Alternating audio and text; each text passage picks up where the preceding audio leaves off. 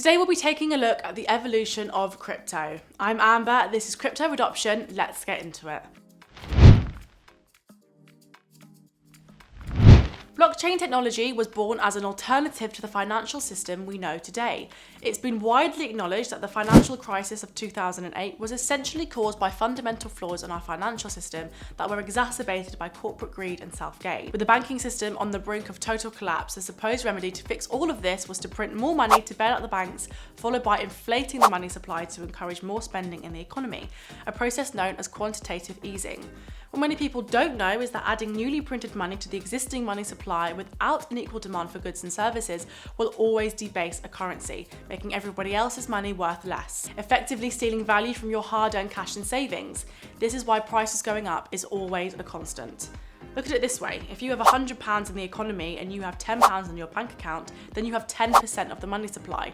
If another £100 is added to the money supply, making the total £200, then yes, you still have £10, but you no longer have 10%. It's now 5%. Its buying power had diminished by half. If we look at the amount of money that had been added to the money supply since 2008, it's not surprising that prices are skyrocketing ever since. As the banks were bailed out and executives still received huge bonuses, ordinary people weren't afforded such consideration and many lost their jobs and their homes. Surely money and finance could be done differently. Surely there was a new way. Introducing Bitcoin. On August 18th, 2008, Bitcoin.org was registered, and October 31st, 2008, Satoshi Nakamoto submitted a paper to a cryptography email group. The article titled Bitcoin, a peer-to-peer electronic cash system, described a peer-to-peer system for electronic transactions that do not depend on trust. Nakamoto's concern about too big to fail banking organizations was a major motivator for Bitcoin's invention. What this essentially meant was that users on the Bitcoin network could now send value from one person to another anywhere in the world instantly and at virtually no cost, and without the need for a middleman like a bank. Transactions are final and cannot be reversed. Also, Bitcoin was available to every human being on the earth, regardless of which imaginary lines they were born within. All that was required was internet access and you were good to go.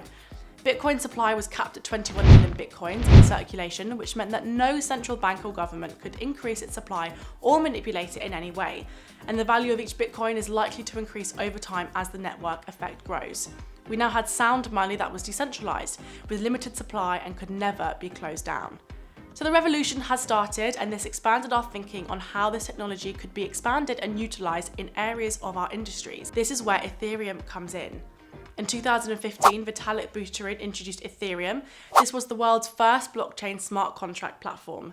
Ethereum was designed as a layer 1 blockchain where others could use to build decentralized applications, or dApps, that would operate on the Ethereum blockchain. A good example would be Ethereum being a large and sophisticated road network, with the dApps being automated cars that run on Ethereum's road network.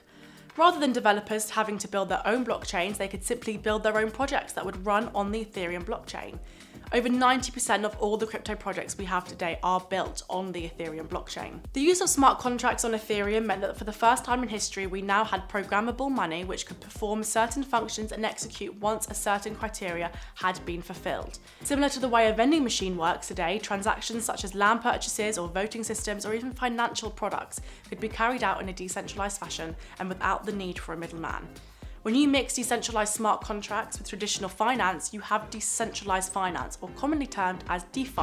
All traditional financial services, such as borrowing and lending money, insurance, mortgages, investments, and now exchanges, can all be done utilizing blockchain technology and cutting out the middleman or the need to trust anybody.